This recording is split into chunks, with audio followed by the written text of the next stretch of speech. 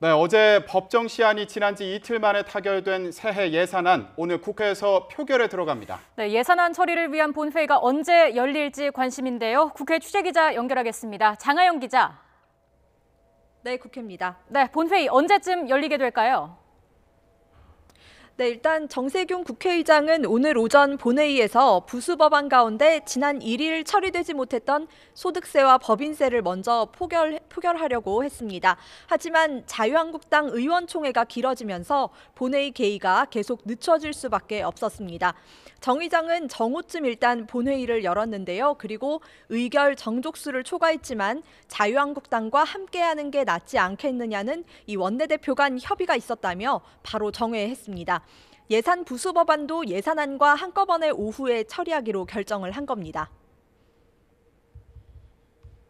네, 현재 참석하신 의원님들과 함께 예산 부수 법안을 처리할 수는 있습니다만은 그래도 함께 하는 것이 더 낫지 않겠느냐라고 하는 것이 원내 대표님들과의 협의 결과입니다. 그래서 본회의는 오늘 오후 늦게 다시 열릴 수 있을 걸로 전망되는데요. 전산 작업에 시간이 좀 더 필요하기 때문입니다.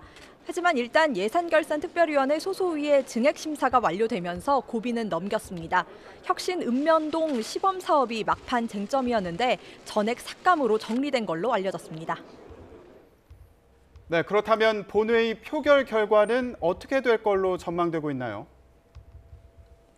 네, 먼저 자유한국당은 예산안 통과를 반대하기로 했습니다. 정호택 원내대표는 오늘 자유한국당의 의원총회가 끝난 뒤 공무원 증언과 법인세 인상 부분은 도저히 받아들일 수 없다고 의견이 모였다 이렇게 전했습니다.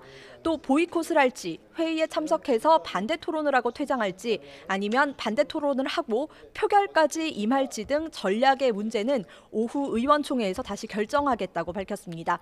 장제원 수석대변인은 더불어민주당 박홍근 원내수석 부대표의 이 SNS 메시지 내용을 두고 국민의당과 민주당이 추악한 뒷거래 또 밀실 야합을 했다고 비난하기도 했습니다. 일단 오늘 오전 의총에서 있었던 정호택 원내대표 발언 잠깐 듣고 가겠습니다.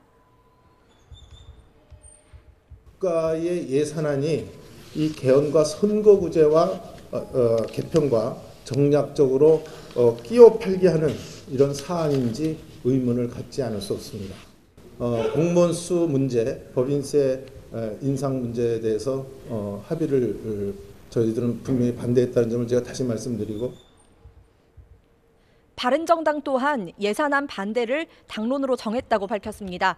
유승민 대표는 공무원 증언을 수용하기 어렵다면서 특히 이번 예산안 합의 과정에서 바른정당과 정책 연대 협의체를 꾸리기도 한 국민의당을 성토했습니다.